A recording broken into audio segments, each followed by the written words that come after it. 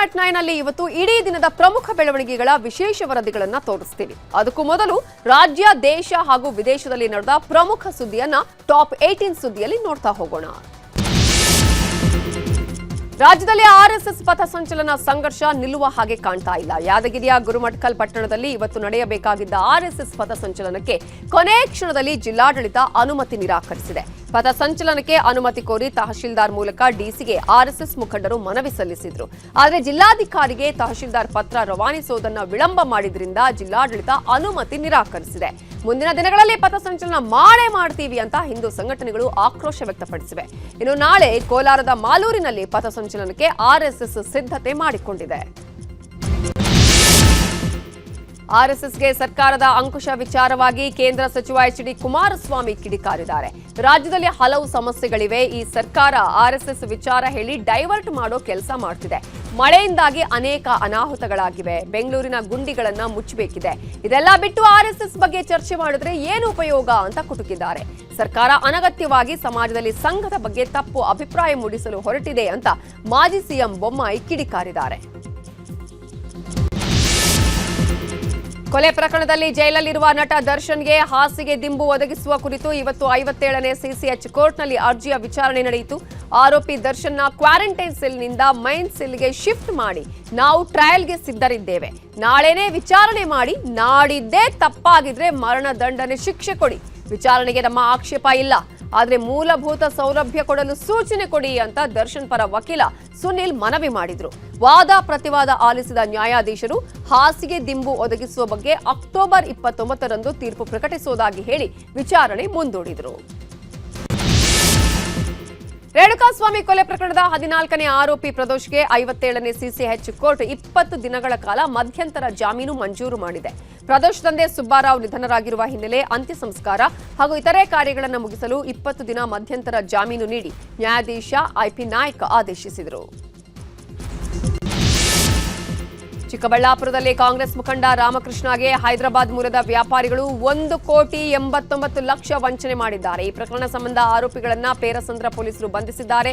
ಈ ಪ್ರಕರಣದಲ್ಲಿ ಆರೋಪಿಗಳ ಪರ ಸಚಿವ ಜಮೀರ್ ಅಹಮದ್ ನಿಂತಿರುವ ಆರೋಪ ಕೇಳಿಬಂದಿದೆ. ನೀವು ಹೈದರಾಬಾದ್ನಿಂದ ಕರೆ ತಂದಿರೋರು ವಂಚಿಸಿಲ್ಲ, ನನಗೆ ಬಹಳ ಬೇಕಾಗಿರೋರು ಸೆಟ್ಲ್ಮೆಂಟ್ಗೆ ಒಂಚೂರು ಸಹಾಯ ಮಾಡಿ ಅಂತ ಜಮೀರ್ ಕೇಳಿದ್ದಾರೆ ಎನ್ನಲಾಗಿದೆ. ಸಿಲಿಂಡರ್ ಬ್ಲಾಸ್ಟ್ ಆಗಿ ಇಡೀ ಮನೆ ಸಂಪೂರ್ಣ ನೆಲಸಮವಾಗಿರುವ ಘಟನೆ ಬೆಂಗಳೂರಿನ ಕೆಆರ್ಪುರಂನಲ್ಲಿ ನಡೆದಿದೆ. ಘಟನೆಯಲ್ಲಿ ಓರ್ವ ಮಹಿಳೆ ಸಾವನ್ನಪ್ಪಿದ್ದು ಹಲವರು ಗಾಯಗೊಂಡಿದ್ದಾರೆ. ಸ್ಫೋಟದ ತೀವ್ರತೆಗೆ ಅಕ್ಕಪಕ್ಕದ ಮನೆಗಳಿಗೂ ಹಾನಿಯಾಗಿದೆ. ಕೇಂದ್ರ ಸಚಿವೆ ಶೋಭಾ ಕರಂದ್ಲಾಜೆ ಸ್ಥಳಕ್ಕೆ ಭೇಟಿ ಕೊಟ್ಟು ಪರಿಶೀಲನೆ ನಡೆಸಿದ್ರು. ಸ್ಫೋಟದ ಬಗ್ಗೆ ಅನುಮಾನ ವ್ಯಕ್ತಪಡಿಸಿ ಸೂಕ್ತ ತನಿಖೆ ಆಗಬೇಕು ಅಂತ ಆಗ್ರಹಿಸಿದ್ದಾರೆ. ಮಂಗಳೂರು ಧರ್ಮಸ್ಥಳ ಬುರುಡೆ ಕೇಸಲ್ಲಿ ಮತ್ತೊಂದು ಮಹತ್ವದ ಬೆಳವಣಿಗೆ ನಡೆದಿದೆ. ಬುರುಡೆ ಷಡ್ಯಂತ್ರದ ವಿಚಾರಣೆಗಾಗಿ 4ವರಿಗೆ ಎಸ್ಐಟಿ ನೋಟಿಸ್ ಕೊಟ್ಟಿದೆ. ಸೋಮವಾರ ಬೆಳಗ್ಗೆ ಬೆಳ್ತಂಗಡಿ ಎಸ್ಐಟಿ ಕಚೇರಿಗೆ ಹಾಜರಾಗುವಂತೆ ಮಹೇಶ್ ಶೆಟ್ಟಿ ತಿಮರೋಡಿ, ಗಿರೀಶ್ ಮಟ್ಟಣ್ಣವರ್, ಜಯಂತ್ ಟಿ ಹಾಗೂ ವಿಠಲ್ ಗೌಡಗೆ ಸೂಚಿಸಲಾಗಿದೆ. ಅಲ್ಲದೆ ವಿಚಾರಣೆಗೆ ಹಾಜರಾಗದಿದ್ದರೆ ಬಂಧಿಸಲಾಗುತ್ತೆ ಅನ್ನುವ ಎಚ್ಚರಿಕೆಯನ್ನು ನೀಡಲಾಗಿದೆ. ಉತ್ತರ ಪ್ರದೇಶದ ಆಗ್ರಾದ ನಾಗ್ಲಾಬದಿ ಪ್ರದೇಶದಲ್ಲಿ ನಡೆದ ಭೀಕರ ಕಾರು ಅಪಘಾತದಲ್ಲಿ 5 ಮೃತಪಟ್ಟಿದ್ದಾರೆ. ವೇಗವಾಗಿ ಬಂದ ಟಾಟಾ ನೆಕ್ಸಾನ್ ಕಾರು ನಿಯಂತ್ರಣ ತಪ್ಪಿ ಬೈಕ್ ಹಾಗೆಯೇ ಡಿವೈಡರ್ ಹಾಗೆಯೇ ರಸ್ತೆ ಬದಿಯಲ್ಲಿದ್ದ ಜನರಿಗೆ ಡಿಕ್ಕಿ ಹೊಡೆದಿದೆ. ಪರಿಣಾಮ ಸ್ಥಳದಲ್ಲೇ 5 ಸಾವನ್ನಪ್ಪಿದ್ದು 3 ಗಾಯಗೊಂಡಿದ್ದಾರೆ. ಆಂಧ್ರಪ್ರದೇಶದ ಕರ್ನೂಲ್ ಬಳಿ ಖಾಸಗಿ ಬಸ್ ಅಗ್ನಿ ದುರಂತ ಪ್ರಕರಣ ಸಂಬಂಧ ಬಸ್ಗೆ ಡಿಕ್ಕಿ ಹೊಡೆದಿದ್ದ ಬೈಕ್ ಸವಾರನ ದೃಶ್ಯ ಲಭ್ಯವಾಗಿದೆ. ಅಪಘಾತಕ್ಕೂ ಮುನ್ನ ಪೆಟ್ರೋಲ್ ಬಂಕ್ಗೆ ಬೈಕ್ ಸವಾರ ಹೋಗಿದ್ದ. ಕುಡಿದು ತೂರಾಡ್ತಾ ಇದ್ದ ಬೈಕ್ ಸವಾರ ಶಿವಶಂಕರ್ ಮಧ್ಯರಾತ್ರಿ 2:30 ಸುಮಾರಿಗೆ ಬಂಕ್ ಬಳಿ ಬಂದಿದ್ದ. ಆದರೆ ಸಿಬ್ಬಂದಿ ಇಲ್ಲದ ಕಾರಣಕ್ಕೆ ವಾಪಸ್ ಆಗಿದ್ದ. ಇದಾದ ಕೆಲ ಹೊತ್ತಲ್ಲೇ ಬಸ್ಗೆ ಬೈಕ್ ಡಿಕ್ಕಿಯಾಗಿ ಘಟನೆ ಸಂಭವಿಸಿದೆ. ಛತ್ತೀಸ್ಗಢದ ಬಿಜಾಪುರ ಜಿಲ್ಲೆಯಲ್ಲಿ 2 ಗ್ರಾಮಸ್ಥರನ್ನ ನಕ್ಸಲರು ಹತ್ಯೆ ಮಾಡಿದ್ದಾರೆ. ಉಸೂರು ಪೊಲೀಸ್ ಠಾಣಾ ವ್ಯಾಪ್ತಿಯ ನೆಲಕಂಕೇರ್ ಗ್ರಾಮದಲ್ಲಿ ಈ ಘಟನೆ ನಡೆದಿದೆ.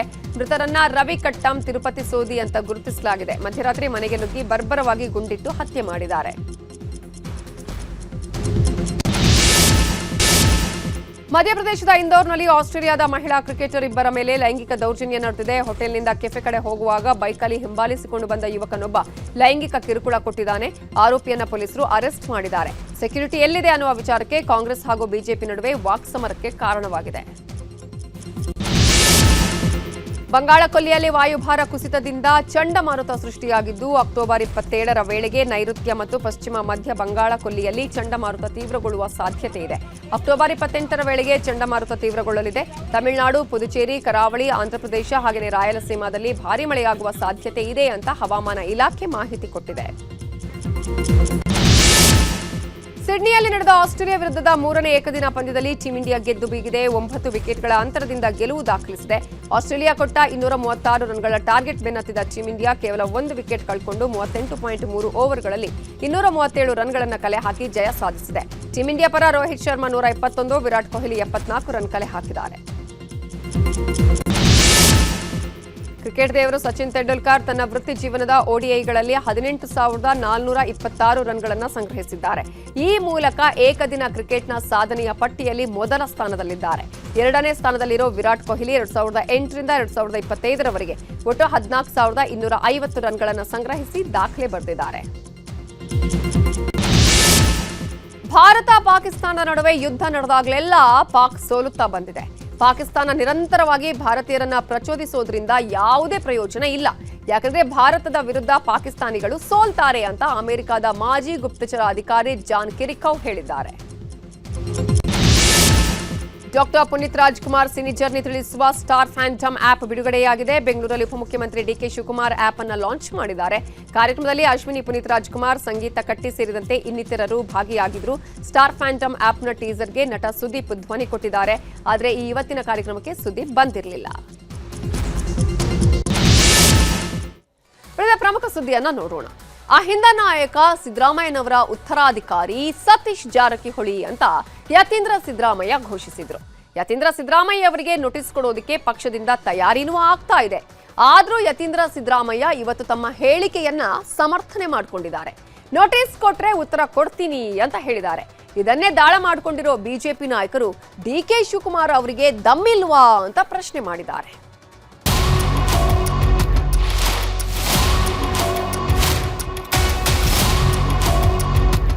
ರಾಜ್ಯ ರಾಜಕಾರಣದಲ್ಲಿ ಯತೀಂದ್ರ ಸಿದ್ದರಾಮಯ್ಯ ಅವರ ಹೇಳಿಕೆಯೇ ಸದ್ದು ಮಾಡುತ್ತಿದೆ. ತಂದೆ ಹಾಗೂ ಮುಖ್ಯಮಂತ್ರಿಯೂ ಆಗಿರುವ ಸಿದ್ದರಾಮಯ್ಯನವರು ರಾಜಕೀಯದ ಅಂತಿಮ ಕಾಲಘಟ್ಟದಲ್ಲಿದ್ದಾರೆ ಅಂತ ಹೇಳಿದ್ದು, ಆಮೇಲೆ ಸಿದ್ದರಾಮಯ್ಯನವರು ಬಿಟ್ಟರೆ ಸತೀಶ್ ಜಾರಕಿಹೊಳಿಯವರೇ ಅಹಿಂದ ಉತ್ತರಾಧಿಕಾರಿ ಅಂತ ಹೇಳಿರೋದು ಈಗಲೂ ರಾಷ್ಟ್ರ ಮಟ್ಟದಲ್ಲಿ ಸದ್ದು ಮಾಡುತ್ತಿದೆ.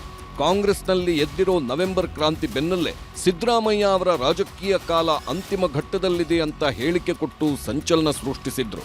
ಆದರೆ ಕಾಂಗ್ರೆಸ್ನಲ್ಲಿ ಮುಂದಿನ ನಾಯಕತ್ವ ಕುರಿತು ನೀಡಿರುವ ಹೇಳಿಕೆಗೆ ನಾನು ಈಗಲೂ ಬದ್ಧನಾಗಿದ್ದೇನೆ, ನಾನು ಹೇಳಿದ್ದರಲ್ಲಿ ತಪ್ಪೇನಿಲ್ಲ ಅಂತ ಯತೀಂದ್ರ ಪುನರುಚ್ಚರಿಸಿದ್ದಾರೆ. ಇವತ್ತು ತಂದೆಯವರು ಈಗ ಇನ್ನೇನು ರಾಜಕೀಯ ಕೊನೆಗಾಲದಲ್ಲಿದ್ದಾರೆ, ಅವರ ರಾಜಕೀಯ ಬದುಕಿನ ಕೊನೆ ಘಟ್ಟದಲ್ಲಿದ್ದಾರೆ. ಅಂತ ಸಮಯದಲ್ಲಿ ಈ ರೀತಿ ವೈಚಾರಿಕವಾಗಿ ಪ್ರಗತಿಪರವಾದಂತಹ ಸಿದ್ಧಾಂತ ಇಟ್ಕೊಂಡಿರೋರಿಗೆ ಮಾರ್ಗದರ್ಶನ ಮಾಡೋದಕ್ಕೆ, ಅವ್ರಿಗೆ ನೇತೃತ್ವ ವಹಿಸ್ಕೊಳ್ಳೋಕೆ ಒಬ್ರು ನಾಯಕರು ಬೇಕು. ಜಾರಕಿಹೊಳಿ ಅವರು ಅಂತ ಒಂದು ಜವಾಬ್ದಾರಿನ ವಹಿಸ್ಕೋತಾರೆ. ಕಾಂಗ್ರೆಸ್ ಪಕ್ಷ ಸಿದ್ಧಾಂತ ನಂಬಿಕೆ ಇಟ್ಕೊಂಡಿರುವಂತ ಎಲ್ಲ ರಾಜಕಾರಣಿಗಳಿಗೆ, ಯುವ ನಾಯಕರಿಗೆ ಅವ್ರು ಮಾದರಿಯಾಗಿ ನಮ್ಮನ್ನು ಮುನ್ನಡೆಸ್ತಾರೆ ಅನ್ನೋ ಒಂದು ನಂಬಿಕೆ ನನಗಿದೆ. ಸೊ ಹಾಗಾಗಿ ಈ ರೀತಿ ಒಂದು ತತ್ವಬದ್ಧತೆ ಇರುವಂತಹ ನಾಯಕ ಸಿಗೋದು ಬಹಳ ಕಷ್ಟ ಅಂತ ಕೆಲಸನ ಜಾರಕಿಹೊಳಿ ಬಗ್ಗೆ ಇನ್ನೇನು ಹೇಳಕ್ ಇಷ್ಟಪಡೋದಿಲ್ಲ. ಏನ್ ಹೇಳ್ಬೇಕು ಹೇಳಾಗಿದೆ, ಏನ್ ಸ್ಪಷ್ಟನೆ ಕೊಡ್ಬೇಕು ಕೊಟ್ಟಾಗಿದೆ. ಅನಗತ್ಯವಾಗಿ ಮತ್ತೆ ಇದನ್ನ ಡ್ರ್ಯಾಗ್ ಆನ್ ಮಾಡಿ ಕಾಂಟ್ರವರ್ಸಿ ಕ್ರಿಯೇಟ್ ಮಾಡಕ್ಕೆ ಇಷ್ಟ ಇಲ್ಲ. ಸೊ ಈ ವಿಚಾರವಾಗಿ ಮತ್ತೆ ನಾನು ಏನು ಮಾತಾಡೋದು, ಯಾರು ಏನೇ ಮಾಡಲಿ, ನಾನು ಮತ್ತೆ ಇದ್ರ ಬಗ್ಗೆ ಮೀಡಿಯಾದಲ್ಲಿ ಮಾತಾಡೋದು. ಬೆಳಗಾಂನಲ್ಲೇ ಆ ಒಂದು ಹೇಳಿಕೆ ವಿವಾದ ಪಡ್ಕೊಂಡಾಗ ಅಲ್ಲೇ ಮತ್ತೆ ಅಗತ್ಯ ಇಲ್ಲ. ನಾನು ಹೇಳಿದೊಳಗೆ ಯಾವುದೇ ತಪ್ಪು, ನಾನು ಅದಕ್ಕಾಗಿ ಸ್ಪಷ್ಟನೆ ಕೊಟ್ಟಿದ್ದೀನಿ. ನಾನು ಹೇಳಿಕೆ ಏನ್ ಕೊಟ್ಟಿದ್ದೀನಿ ಅದ್ರೊಳಗೆ ಯಾವುದೇ ತಪ್ಪಿರಲಿಲ್ಲ.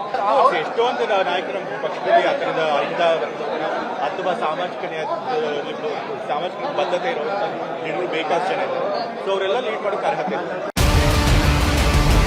ಮೊನ್ನೆ ನೀಡಿದ ಯತೀಂದ್ರ ಹೇಳಿಕೆಗೆ ಕೆಪಿಸಿಸಿ ಅಧ್ಯಕ್ಷರೂ ಆಗಿರುವ ಡಿಕೆ ಶಿವಕುಮಾರ್ ಗರಂ ಆಗಿದ್ರು. ಪರೋಕ್ಷವಾಗಿ ಯತೀಂದ್ರ ಸಿದ್ದರಾಮಯ್ಯನವರಿಗೆ ಶಿಸ್ತು ಸಮಿತಿ ನೋಟಿಸ್ ಕೊಡುವ ಬಗ್ಗೆಯೂ ಸುಳಿವು ಕೊಟ್ಟಿದ್ರು ಡಿಕೆಶಿ. ಮಾತಾಡೋ ಜಾಗದಲ್ಲಿ ಮಾತಾಡ್ತೀನಿ ಅಂತ ಖಾರವಾಗಿ ರಿಯಾಕ್ಟ್ ಮಾಡಿದ್ರು. ಇಷ್ಟಾದ್ರೂ ಯತೀಂದ್ರ ಸಿದ್ದರಾಮಯ್ಯನವರು ಸುಮ್ಮನಾಗಿಲ್ಲ. ನೋಟಿಸ್ ಕೊಟ್ರೆ ಎಲ್ಲಿ ಉತ್ತರ ಕೊಡಬೇಕೋ ಕೊಡ್ತೀನಿ ಅಂದಿದ್ದಾರೆ. ಯತೀಂದ್ರ ಅವ್ರಿಗೂ ನೋಟಿಸ್ ಜಾರಿ ಮಾಡ್ತೀರಾ ಸರ್ ಪಕ್ಷದ ವತಿಯಿಂದ? ಈಗ ನಾನು ಮಾತಾಡಕ್ ಹೋಗಲ್ಲ. ನಾನು ಯಾರ ಹತ್ರ ಮಾತಾಡ್ಬೇಕೋ ಮಾತಾಡ್ತೀನಿ. ನಾನು ಎಲ್ಲಿ ಮಾತಾಡ್ಬೇಕು ಅಲ್ಲಿ ಮಾತಾಡ್ತೀನಿ. ನಮ್ಮ ಪಕ್ಷದ ವಿಚಾರ ಪಕ್ಷಗಳು ಮಾತಾಡ್ಕೊಳ್ತೀನಿ. ನೀವು ಬೇರೆ ಏನಾದ್ರು ವಿಚಾರ ಇದ್ರೆ ಕೇಳಿ. ನೋಟಿಸ್ ಬಂದಾಗ ನೋಡಬೇಡಿ. ನಮ್ಮ ಪಕ್ಷದ ವಿಚಾರ ನಮ್ಮ ಪಕ್ಷದಲ್ಲೇ ಮಾತನಾಡ್ತೀನಿ. ಆಂತರಿಕ ವಿಚಾರ ಮೀಡಿಯಾ ಮುಂದೆ ಮಾತಾಡೋದಿಲ್ಲ. ಈ ವಿಚಾರದ ಬಗ್ಗೆ ಎಲ್ಲಿ ಮಾತನಾಡಬೇಕೋ ಅಲ್ಲಿ ಮಾತನಾಡುತ್ತೇನೆ ಅಂತ ಯತೀಂದ್ರ ಸಿದ್ದರಾಮಯ್ಯ ಕೂಡ ಎಲ್ಲದಕ್ಕೂ ಸಿದ್ಧ ಅನ್ನೋ ಸಂದೇಶ ರವಾನಿಸಿದ್ದಾರೆ. ಇಷ್ಟೆಲ್ಲ ರಾಜಕೀಯ ವಾಕ್ಸಮರ ನಡೆಯುತ್ತಿದ್ರು ಸತೀಶ್ ಜಾರಕಿಹೊಳಿ ನಾನೇನೂ ಮಾತಾಡಲ್ಲ ಅಂದ್ರು. ಸಚಿವ ಎಂಬಿ ಪಾಟೀಲ್ ಯತೀಂದ್ರ ಹಾಗೆ ಹೇಳಲಿಲ್ಲ ಅಂದ್ರು. ಇಲ್ಲ ಅದು ನಿಮ್ಗೆ ಆಗ್ಬೇಕು ಅನ್ನೋ ಆಸೆ ಇದ್ರಲ್ಲ? ಇಲ್ಲ ಯಾವುದು ಆಸೆನೂ ಇಲ್ಲ, ಸದ್ಯಕ್ಕೆ ಅದು ಅವಶ್ಯಕತೆನೂ ಇಲ್ಲ. ಚರ್ಚೆ ಮುಂದೆ ನೋಡೋಣ. ಇಲ್ಲ ಅದು ನಿಮ್ಮ ಪಕ್ಷದೊಳಗಡೆ ಚರ್ಚೆ ಆಗತ್ತೆ? ಇಲ್ಲ ಸಾರಿ, ಅದ್ರ ಬಗ್ಗೆ ನಾ ಏನೂ ಇಲ್ಲ. ಹೇಳ್ರಿ, ಬೆಂಗಳೂರಾಗ ಸಂಬಂಧಪಟ್ಟವ್ರು ಹೇಳ್ಬೇಕಂತ ನಾ ಏನಿಲ್ಲ. ಮುಖ್ಯವಾಗಿ ಮುಖ್ಯಮಂತ್ರಿಗಳೇ ಸ್ಪಷ್ಟನೆ ಕೊಟ್ಟಿದ್ದಾರೆ, ಯತೀಂದ್ರ ಅವರು ಸ್ಪಷ್ಟನೆ ಕೊಟ್ಟಿದ್ದಾರೆ. ಅವರು ಯಾವ ಅರ್ಥದ ಹೇಳಿದ್ದಾರೆ, ಅವ್ರ ಬಗ್ಗೆ ಹಿಂದುಳಿದ ನಾಯಕ ಸಿದ್ದರಾಮಯ್ಯನವರ ಸಿದ್ಧಾಂತ ನಂಬಿಕೆಗಳ ಮೇಲೆ ವಿಶ್ವಾಸ ಇಟ್ಕೊಂಡವಂಥವನು ಅಂಥೇಳಿ ಯಾವ ರೀತಿ ನಾವು ಬಸವಣ್ಣನ ಮೇಲೆ ಇಟ್ಕೊಂಡಿರ್ತೀವಲ್ಲ ಆ ರೀತಿಯಿಂದ ಒಂದು ಇದರಿಂದ ಮಾತಾಡಿದ್ದಾರೆ. ಅನವಶ್ಯಕವಾಗಿ ದೊಡ್ಡ ನಾಗಿ ಸೃಷ್ಟಿ ಮಾಡಿದ್ದು ಅವ್ರು ಹೇಳಿದ್ದಂಥ ಅರ್ಥ ಬೇರೆ. ಒಂದು ಕಡೆ ಯತೀಂದ್ರ ಸಿದ್ದರಾಮಯ್ಯ ಕೊಟ್ಟ ಹೇಳಿಕೆಗೆ ನಾನು ಈಗಲೂ ಬದ್ಧ ಅಂತಿದ್ದಾರೆ. ಯತೀಂದ್ರ ಹೇಳಿಕೆ ಬಗ್ಗೆ ಸಚಿವರು ಪರ ವಿರೋಧ ಮಾತಾಡ್ತಿದ್ದಾರೆ. ಡಿಕೆ ಶಿವಕುಮಾರ್ ನಾನು ಯಾರತ್ರ ಮಾತಾಡಬೇಕೋ ಅವರತ್ರ ಮಾತಾಡ್ತೀನಿ ಅಂತಿದ್ದಾರೆ. ಇದನ್ನೇ ಅಸ್ತ್ರ ಮಾಡಿಕೊಂಡ ವಿಧಾನಸಭೆ ವಿಪಕ್ಷ ನಾಯಕ ಆರ್ ಅಶೋಕ್ ಡಿಕೆ ಶಿವಕುಮಾರ್ ಅವರಿಗೆ ಯತೀಂದ್ರ ವಿರುದ್ಧ ಕ್ರಮ ತಗೊಳ್ಳೋ ಧೈರ್ಯ ಇಲ್ವಾ ಅಂತ ಪ್ರಶ್ನೆ ಮಾಡಿದ್ದಾರೆ. ಎಕ್ಸ್ ಖಾತೆಯಲ್ಲಿ ಪೋಸ್ಟ್ ಹಾಕಿರುವ ಅಶೋಕ್ ಚಲನಚಿತ್ರ ಕಲಾವಿದರಿಗೆ ನಟ್ಟು ಬೋಲ್ಟು ಟೈಟ್ ಮಾಡ್ತೀನಿ ಅನ್ನೋ ಧಮಕಿ ಹಾಕೋಕೆ ಧೈರ್ಯ ಇದೆ. ಶಾಸಕರಿಗೆ ತಗ್ಗಿ ಬಗ್ಗಿ ನಡಿಬೇಕು ಅಂತ ಧಮಕಿ ಹಾಕೋ ಧೈರ್ಯ ಇದೆ. ಕಾರ್ಯಕರ್ತರಿಗೆ ನಿಮ್ಮ ಛತ್ರಿ ಬುದ್ಧಿ ಗೊತ್ತು ಅಂತ ಆವಾಜ್ ಹಾಕೋಕ್ಕೂ ಧೈರ್ಯ ಇದೆ. ಆದ್ರೆ ಸಿದ್ದರಾಮಯ್ಯ ಪುತ್ರನಿಗೆ ಒಂದು ನೋಟಿಸ್ ಕೊಡೋ ಧೈರ್ಯನೂ ಇಲ್ವಾ ಡಿಸಿಎಂ ಡಿಕೆ ಶಿವಕುಮಾರ್ ಅವರೇ? ಎಲ್ಲದಕ್ಕೂ ಡೆಲ್ಲಿ ಹೈಕಮಾಂಡ್ ಕಡೆ ಮುಖ ಮಾಡುವ ನೀವು ನಾಳೆ ಅಪ್ಪಿ ಮುಖ್ಯಮಂತ್ರಿ ಆದ್ರೆ ರಾಜ್ಯವನ್ನ ಹೇಗೆ ಮುನ್ನಡೆಸುತ್ತೀರಿ ಅಂತಾನು ಅಶೋಕ್ ಪ್ರಶ್ನೆ ಮಾಡಿದ್ದಾರೆ. ಇನ್ನೊಂದು ಕಡೆ ಬಸವರಾಜ ಬೊಮ್ಮಾಯಿ ಮಾತಾಡಿ ಕಾಂಗ್ರೆಸ್ ಹೈಕಮಾಂಡ್ ಎಲ್ಲಿದೆ ಅಂತ ಪ್ರಶ್ನೆ ಮಾಡಿದ್ರು. ಇಷ್ಟು ದಿವಸ ಕಾಂಗ್ರೆಸ್ಸಿನ ಎಲ್ಲ ನಾಯಕರು ಹೈಕಮಾಂಡ್ ಅಂತಿಮ ಅಂತಿದ್ರು. ಆ ಹೇಳಿಕೆ ಬಂದ ಮೇಲೆ ಹೈಕಮಾಂಡು ಇಲ್ಲೇ ಇದೆಯಾ, ಕರ್ನಾಟಕದಲ್ಲಿ ಇದೆಯಾ, ಮೇಲಿದೆಯಾ ಅನ್ನುವಂಥ ಸಂಶಯ ಕಾಂಗ್ರೆಸ್ಗರಿಗೆ ಬರ್ತಾ ಇದೆ. ಸೊ ಯಾವ ಹೈಕಮಾಂಡನ್ನು ಕಾಂಗ್ರೆಸ್ಗರು ಪಾಲನೆ ಮಾಡಬೇಕು?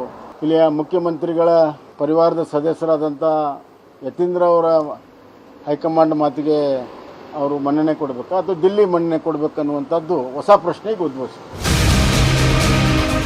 ಇಷ್ಟೆಲ್ಲ ಬೆಳವಣಿಗೆಗಳ ಮಧ್ಯೆ ಕಾಂಗ್ರೆಸ್ನಲ್ಲಿ ನವೆಂಬರ್ ಕ್ರಾಂತಿ ಆಗುತ್ತೆ, ಸಂಪುಟ ಪುನರಚನೆ ಆಗುತ್ತೆ ಅನ್ನೋದು ಬಹುತೇಕ ಫೈನಲ್ ಆಗಿದೆ. ನಾನು ಆಕಾಂಕ್ಷಿನೇ ಅಂತ ಅಪ್ಪಾಜಿ ನಾಡಗೌಡ ಹೇಳಿದ್ರೆ, ಹೈಕಮಾಂಡ್ ಹೇಳಿದ್ರೆ ನಾನು ಮಂತ್ರಿ ಸ್ಥಾನ ಬಿಡೋಕೆ ರೆಡಿ ಅಂದ್ರು ಕೃಷ್ಣ ಬೈರೇಗೌಡ.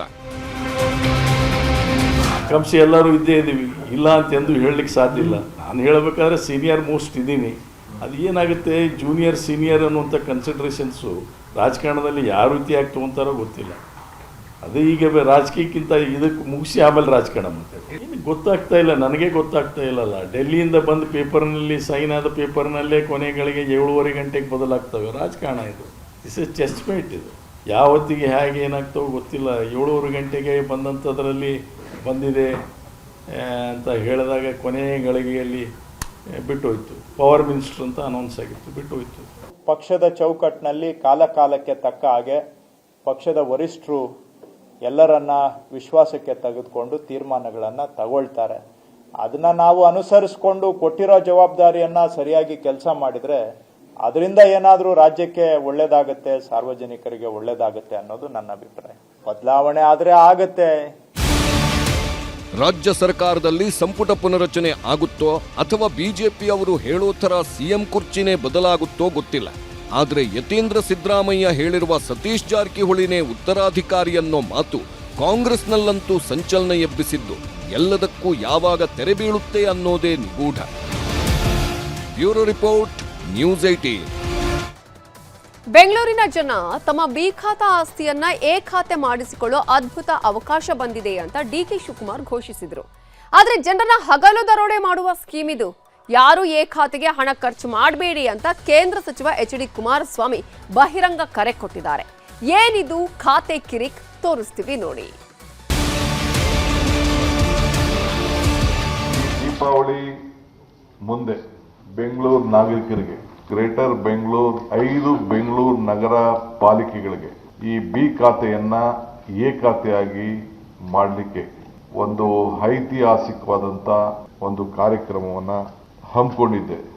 ಬೆಂಗಳೂರು ನಾಗರಿಕರಿಗೆ ಒಂದು ಕ್ರಾಂತಿಕಾರಿ ಬದಲಾವಣೆ. ಇದೇ ತಿಂಗಳು 15ರಂದು ಅಂದರೆ 2 ವಾರದ ಹಿಂದೆ ಡಿಕೆ ಶಿವಕುಮಾರ್ ಆಡಿದ ಮಾತಿದು. ಬೆಂಗಳೂರಿನ ಜನರಿಗೆ ದೀಪಾವಳಿ ಗಿಫ್ಟ್ ಕೊಡ್ತೀನಿ ಅಂತ ಘೋಷಿಸಿದ್ರು. ಬಿ ಖಾತಾಗಳನ್ನ ಎ ಖಾತೆ ಮಾಡಿಕೊಳ್ಳೋ ಅವಕಾಶ ಬಂದಿದೆ. ಇದು ಬೆಂಗಳೂರಿನ ಜನರಿಗೆ ಸುವರ್ಣಾವಕಾಶ ಅಂತ ಹೇಳಿದ್ರು. ಬಿ ಖಾತಾವನ್ನ ಎ ಖಾತಾ ಮಾಡಿಕೊಳ್ಳೋಕೆ ಪ್ರತಿ ಸೈಟಿನ ಮೇಲೆ 5% ಹಣವನ್ನ ಕಟ್ಟಬೇಕು ಅಂದಿದ್ರು. ಆದರೆ ಬೆಂಗಳೂರಿನ ಜನ ಯಾವುದೇ ಕಾರಣಕ್ಕೂ ಡಿಕೆ ಶಿವಕುಮಾರ್ ಅವರ ಮಾತಿಗೆ ಮರುಳಾಗಬೇಡಿ. ಓಪನ್ ಆಗಿ ಹೇಳ್ತಿದ್ದೀನಿ, ಯಾರು ಬಿ ಖಾತಾದಿಂದ ಎ ಖಾತಾಗೆ ದುಡ್ಡು ಕಟ್ಟಬೇಡಿ. ಇದು ಸರ್ಕಾರದ ಬಹುದೊಡ್ಡ ಲೂಟಿ ಅಂತ HD ಕುಮಾರಸ್ವಾಮಿ ಕರೆ ಕೊಟ್ಟಿದ್ದಾರೆ. ಬಿ ಖಾತಾಯಿಂದ ಎ ಖಾತಾ ಇವತ್ತು ಪರಿವರ್ತನೆ ಮಾಡ್ಕೊಳ್ಳಿಕ್ಕೆ ದೀಪಾವಳಿಯ ಸಂದರ್ಭದಲ್ಲಿ ನಾಡಿನ ಜನತೆಗೆ ಉಡುಗೊರೆ ನೀಡ್ತಾ ಇದ್ದೇವೆ ಅಂತ ಹೇಳಿ ಈ ಸರ್ಕಾರದ ಘೋಷಣೆಗಳೇನಿದೆ ಇದು ಮತ್ತೊಂದು ರೀತಿ ನಾಡಿನ ಜನತೆಗೆ ಟೋಪಿ ಆಗ್ತಕ್ಕಂಥ ಕೆಲಸ ಇದೆ. ಬಿ ಖಾತಾದಿಂದ ಎ ಖಾತಾಗೆ ಟ್ರಾನ್ಸ್ಫರ್ ಮಾಡಿಬಿಟ್ರೆ ಪ್ರವಾಹ ಆಗೋದು ತಪ್ಪುತ್ತೆ, ಕಟ್ಟಡಗಳು ಬಿದ್ದೋಗೋದು ತಪ್ಪುತ್ತೆ.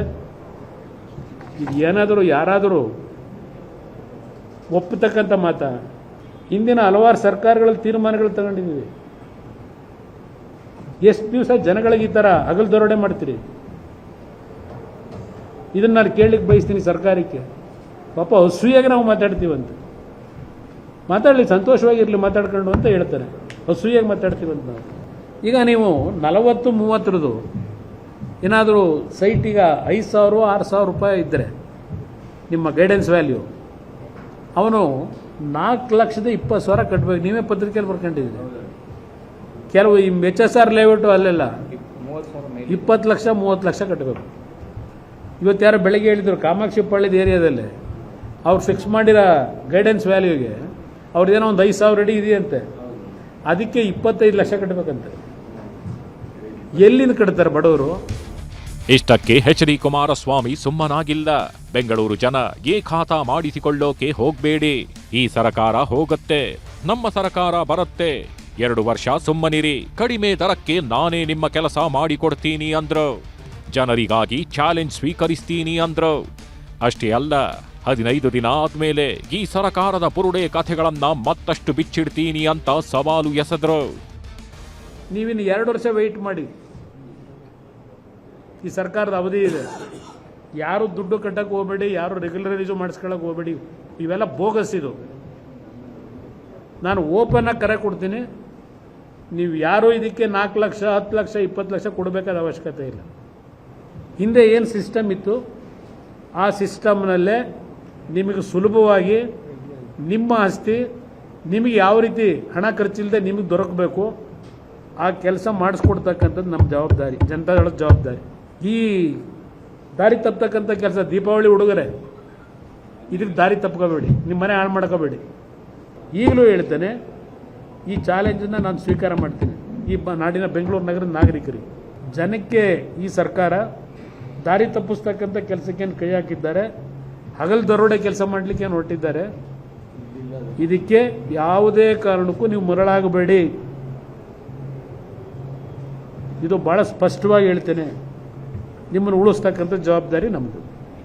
ಬೇರೆ ಮುಂದಿನ 15 ದಿವಸ ಆದಮೇಲೆ ಬರ್ತೀನಿ ಮತ್ತೆ ಡೆಲ್ಲಿಯಿಂದ.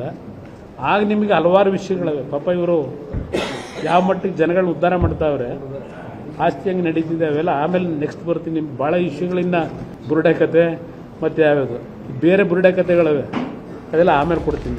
Command tell you what is your commitment.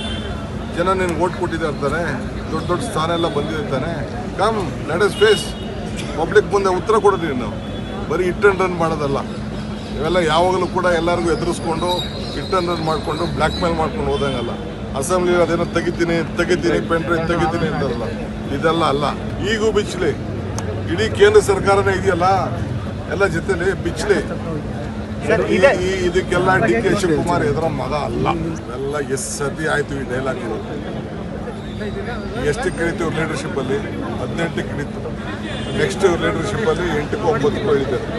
ಬೆಂಗಳೂರಲ್ಲಿ ಕನಿಷ್ಠ ಅಂದ್ರು 15 ಲಕ್ಷ ಆಸ್ತಿಗಳು ಬಿ ಖಾತಾ ವ್ಯಾಪ್ತಿಯಲ್ಲಿದೆ. 15 ಲಕ್ಷ ಸೈಟ್ಗಳನ್ನ ಬಿ ಖಾತಾದಿಂದ ಎ ಖಾತಾಗೆ ಮಾಡಿಸಿದ್ರೆ ಸರಕಾರದ ಬೊಕ್ಕಸಕ್ಕೆ 1200 ಕೋಟಿಗೂ ಹೆಚ್ಚು ಹಣ ಬರುತ್ತೆ. ಸರಕಾರದ ಬೊಕ್ಕಸ ಖಾಲಿಯಾಗಿದೆ. ಅದಕ್ಕೆ ಜನರಿಂದ ಹಗಲು ದರೋಡೆಗೆ ಇಳಿದಿದ್ದಾರೆ ಅನ್ನೋದು ಎಚ್ಡಿಕೆ ನೇರ ಆರೋಪ. ಈ ಆರೋಪಕ್ಕೆ ಉಪಮುಖ್ಯಮಂತ್ರಿ DK ಶಿವಕುಮಾರ್ ಏನು ಉತ್ತರ ಕೊಡ್ತಾರೆ ಗೊತ್ತಿಲ್ಲ. Bureau report, news 18. ಕೇರಳದ ಶಬರಿಮಲೆ ಅಯ್ಯಪ್ಪ ಸ್ವಾಮಿ ದೇವಸ್ಥಾನದ ಚಿನ್ನ ಕಳವು ಪ್ರಕರಣಕ್ಕೆ ಬಳ್ಳಾರಿ ಲಿಂಕ್ ಸಿಕ್ಕಿದೆ. ಕೇರಳದ SIT ನಡೆಸ್ತಾ ಇರುವ ತನಿಖೆಯಿಂದ ಇಂಥದ್ದೊಂದು ಸುಳಿವು ಸಿಕ್ಕಿದೆ. ಬಳ್ಳಾರಿಯ ಜ್ಯುವೆಲರಿ ಶಾಪ್ ಮಾಲೀಕನನ್ನ SIT ಪೊಲೀಸರು ತೀವ್ರ ವಿಚಾರಣೆ ನಡೆಸಿದ್ದಾರೆ. ಈ ಕುರಿತ ರಿಪೋರ್ಟ್ ಇಲ್ಲಿದೆ.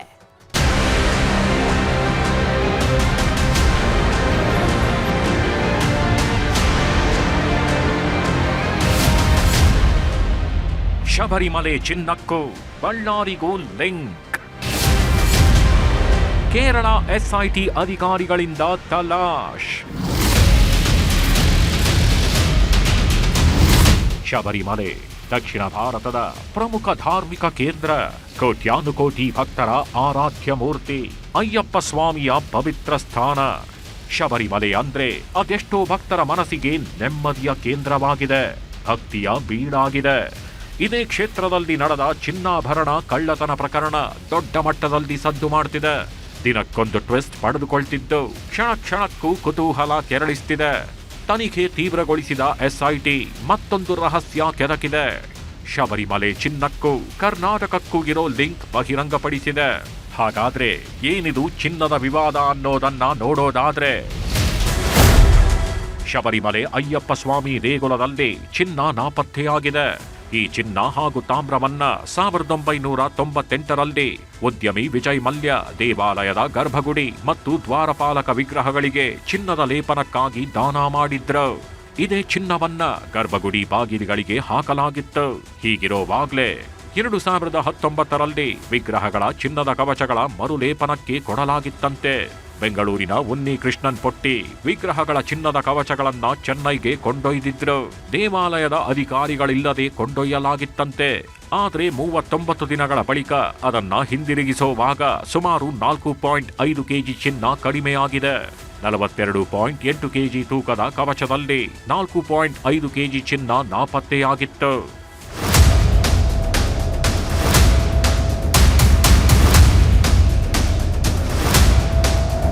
ಯಾವಾಗ ಚಿನ್ನ ಕಳ್ಳತನ ಆಗಿದೆ ಅನ್ನೋದು ಗೊತ್ತಾಯ್ತು, ಭಾರೀ ಸಂಚಲನವೇ ಸೃಷ್ಟಿಸಿತ್ತು.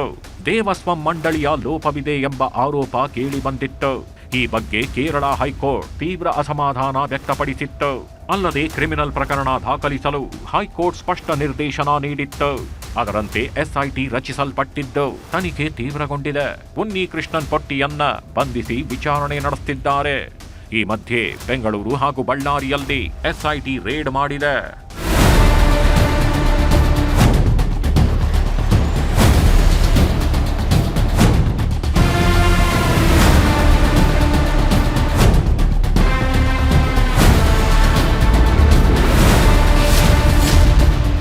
ಬೆಂಗಳೂರು ಬಳ್ಳಾರಿಯಲ್ಲಿ SIT ತಲಾಶ್.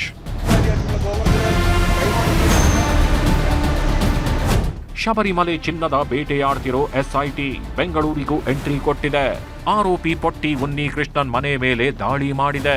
ಶ್ರೀರಾಂಪುರ ಪೊಲೀಸರ ಸಹಾಯ ಪಡೆದು 4 ಅಧಿಕಾರಿಗಳ ತಂಡ ಇಡೀ ಮನೆಯಲ್ಲೇ ಜಾಲಾಡಿದೆ. ಅಲ್ಲದೆ ಉನ್ನಿ ಕೃಷ್ಣನ್ ಅವರನ್ನ ನಿನ್ನೆ ಬಳ್ಳಾರಿಗೂ ಕರೆದುಕೊಂಡು ಹೋಗಿದ್ರು ಎನ್ನಲಾಗ್ತಿದೆ. ದಾಳಿ ವೇಳೆ ಆರೋಪಿಯನ್ನ ಕೂಡ ಜೊತೆಯಲ್ಲಿ ಕರೆದುಕೊಂಡು ವಿಚಾರಣೆ ನಡೆಸಿದ್ದಾರೆ.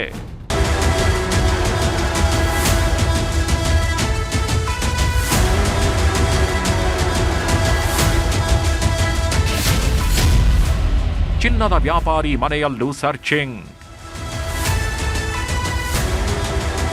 ಪೊಟ್ಟಿ ಉನ್ನಿ ಕೃಷ್ಣನ್ 475 ಗ್ರಾಂ ಚಿನ್ನದ ಪ್ಲೇಟ್ ಕದ್ದಿದ್ರಂತೆ. ಬಳ್ಳಾರಿಯ ಚಿನ್ನದ ವ್ಯಾಪಾರಿ ಗೋವರ್ಧನ್ ಅನ್ನೋರಿಗೆ ಆ ಚಿನ್ನ ಮಾರಿದ ಆರೋಪವಿದೆ. ಹೀಗಾಗಿ ನಿನ್ನೆ ಗೋವರ್ಧನ್ ಅವರ ಮನೆ ಹಾಗೂ ರೋದಮ್ ಜ್ಯುವೆಲರಿ ಶಾಪ್ ಮೇಲೆ ಕೇರಳ ಎಸ್ಐಟಿ ಅಧಿಕಾರಿಗಳು ದಾಳಿ ನಡೆಸಿದ್ರು. ಈ ವೇಳೆ 400 ಗ್ರಾಂ ಚಿನ್ನ ರಿಕವರಿ ಮಾಡಿದ್ದಾರೆ ಎನ್ನಲಾಗ್ತಿದೆ. ಆದರೆ ಚಿನ್ನದ ವ್ಯಾಪಾರಿ ಗೋವರ್ಧನ್ ಹೇಳೋದೇ ಬೇರೆ. ನಾನು ಕೂಡ ಅಯ್ಯಪ್ಪ ಸ್ವಾಮಿ ಭಕ್ತನೇ, ನಾನು ಯಾವುದೇ ತಪ್ಪು ಮಾಡಿಲ್ಲ, ತನಿಖೆಗೆ ಸಂಪೂರ್ಣ ಸಹಕಾರ ನೀಡಿದ್ದೇನೆ ಎಂದು ಹೇಳಿಕೆ ನೀಡಿದ್ದಾರೆ. ಸರ್, ಹಣೆ ಪಡೆ ಅವಶ್ಯಕತೆ ಇಲ್ಲ, ನಮಗೊಂದು ಅವಕಾಶ, ಒಂದು ಅದೃಷ್ಟ ಅಂತ ಭಾವನೆ ಮಾಡಿ ನಾವು ಮಾಡಿದ್ದಷ್ಟೇ. ದ್ವಾರಪಾಲಕರು ಇದಾರಲ್ಲ, ಅದರಲ್ಲಿ ಕೂಡ ಗೋಲ್ಡ್ ಪ್ಲೇಟಿಂಗ್ ಮಾಡಬೇಕು ಅಂತ ಅವರು ಉನ್ನಿಕೃಷ್ಣನವ್ರಿಗೆ ಹೇಳಿದ್ದಾರೆ. ಆ ಸಂಬಂಧಪಟ್ಟು ಅದರಲ್ಲಿ ಏನೋ ತೂಕ ಕಮ್ಮಿ ಆಗಿದೆ, ಅದರಲ್ಲಿ ಏನೋ ಡಿಫ್ರೆನ್ಸ್ ಆಗಿದೆ ಅನ್ನೋ ಉದ್ದೇಶಕ್ಕೆ ಅವರು ವಿಚಾರಣೆಗೆ ಅವರು ನನ್ನ ಕರೆದಿದ್ದರು ಟ್ರಿವೆಂಡ್ರಮ್ಗೆ. ಹೋದ ವಾರ ನಾನು ಟ್ರಿವೆಂಡ್ರಮ್ಗೆ ಹೋಗಿದ್ದೆ. ಟ್ರಿವೆಂಡ್ರಮ್ಗೆ ಹೋಗಿ SITಗೆ ಏನೇನು ಬೇಕೋ ದಾಖಲೆ ಪತ್ರಗಳೆಲ್ಲ ಫುಲ್ ಕೊಟ್ಟು ಬಂದಿದ್ದೀನಿ. ಅಯ್ಯಪ್ಪ ಸ್ವಾಮಿನೇ ನನ್ನ ಪ್ರಾಣ, ನಾನು ಹೇಳೋದಲ್ಲ. ನಾವು ಸಣ್ಣ ಹುಡುಗನ ಬಳ್ಳಾರಿಯಲ್ಲಿ ಯಾರು ಕೇಳಿದ್ರು ಅಯ್ಯಪ್ಪ ಬಗ್ಗೆ ನನಗೆ ಹೇಳ್ತಾರೆ. ಒಟ್ಟಾರೆ ಶಬರಿಮಲೆ ಅಯ್ಯಪ್ಪ ಸ್ವಾಮಿ ದೇಗುಲದಲ್ಲಿ ಚಿನ್ನ ಕಳ್ಳತನದ ಪ್ರಕರಣ ಭಾರೀ ಸದ್ದು ಮಾಡ್ತಿದೆ. ಇದೀಗ ತನಿಖೆ ಮುಂದುವರೆದಿದ್ದು, ಈ ಕೇಸ್ನಲ್ಲಿ ಮತ್ಯಾರು ತಗಲಾಕೊಳ್ತಾರೋ ಕಾದು ನೋಡಬೇಕಿದೆ. ಬಸವರಾಜ್ ಹರನಹಳ್ಳಿ, ನ್ಯೂಸ್ 18 ಬಳ್ಳಾರಿ.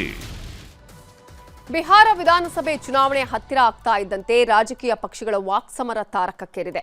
ಬಿಹಾರದಲ್ಲಿ ಜಂಗಲ್ ರಾಜ್ಯಭಾರಕ್ಕೆ ಅವಕಾಶ ಕೊಡಬೇಡಿ ಅಂತ ಅಮಿತ್ ಶಾ ಕರೆ ಕೊಟ್ಟಿದ್ದಾರೆ. ಪರಂಪರೆ ರಾಜ್ಯ ಕಟ್ಟಿ ತೋರಿಸ್ತೀವಿ ಅಂತ ತೇಜಸ್ವಿ ಸಮರ ಸಾರಿದ್ದಾರೆ.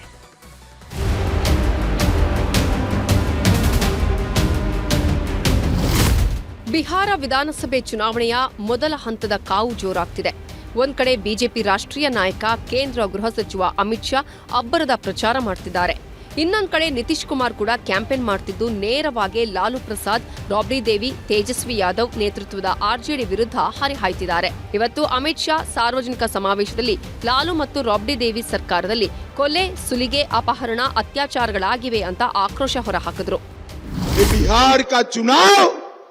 बिहार में जंगल राज को फिर से न आने देने के लिए लालू राबड़ी की सरकार ने अनेक सालों तक बिहार में जंगल राज चलाया. हत्याएं, फिरौती, अपहरण, जघन्य नरसंहार और एक प्रकार से हमारे हरे भरे सुजलाम सुफलाम बिहार को तहस नहस कर दिया. मोदी जी ने तय किया है विकास भी विरासत भी. यहीं पर बिहार में AI, आर्टिफिशियल इंटेलिजेंस और डेटा का नया युग हम शुरू करने वाले हैं. ಅಮಿತ್ ಶಾ ಹೀಗೆ ಗುಟ್ಟುರ ಹಾಕ್ತಾ ಇದ್ರೆ, ಇನ್ನೊಂದ್ ಕಡೆ RJD ಪಕ್ಷದ ತೇಜಸ್ವಿ ಯಾದವ್ ಇವರು ಯಾವ ಕೈಗಾರಿಕೆಗಳನ್ನು ಮಾಡಲ್ಲ ಅಂತ ಆರೋಪಿಸಿದ್ರು. ಅಷ್ಟೇ ಅಲ್ಲ, ಸಾರ್ವಜನಿಕರು ಬದಲಾವಣೆ ಬಯಸಿದ್ದಾರೆ, ಬದಲಾವಣೆ ಆಗತ್ತೆ ಅಂದ್ರು. देखिए, बिहार की जनता परिवर्तन के मूड में है, बदलाव के मूड में है. बिहार की जनता इस भ्रष्ट सरकार से, जहां अफसरशाही चरम पर है, जहां घूसखोरी चरम पर है, अपराध चरम पर है, गरीब बिहार को जिन लोगों ने बना करके रखा है, जिन लोगों ने महंगाई जो है आसमान तक पहुंचा दिया है, जिन्होंने एक कारखाना सुई का भी नहीं लगाया है, उनको बिहार की जनता इस बार धूल चटाने का काम करेगी. तो पूरा माहौल है इस बार महागठबंधन के पक्ष में. लोग जो है इस बार परिवर्तन करेंगे, महागठबंधन की सरकार बनाएंगे. कल मोदी जी ने सर, अरे भाई, कल मोदी जी आए प्रधान. ನವೆಂಬರ್ 6ಕ್ಕೆ ಮೊದಲ ಹಂತದ ಚುನಾವಣೆ ನಡೆಯಲಿದೆ. ಹಾಗಾಗಿ ಎಲ್ಲಾ ಪಕ್ಷಗಳು ಅಬ್ಬರದ ಪ್ರಚಾರ ಮಾಡ್ತಿವೆ, ಎದುರಾಳಿಗಳ ವಿರುದ್ಧ ಅಬ್ಬರಿಸ್ತಿದ್ದಾರೆ. ಆದ್ರೆ ಜನ ಯಾರ ಮಾತಿಗೆ ಮರುಳಾಗ್ತಾರೆ ಕಾದು ನೋಡಬೇಕು. Bureau report, news 18.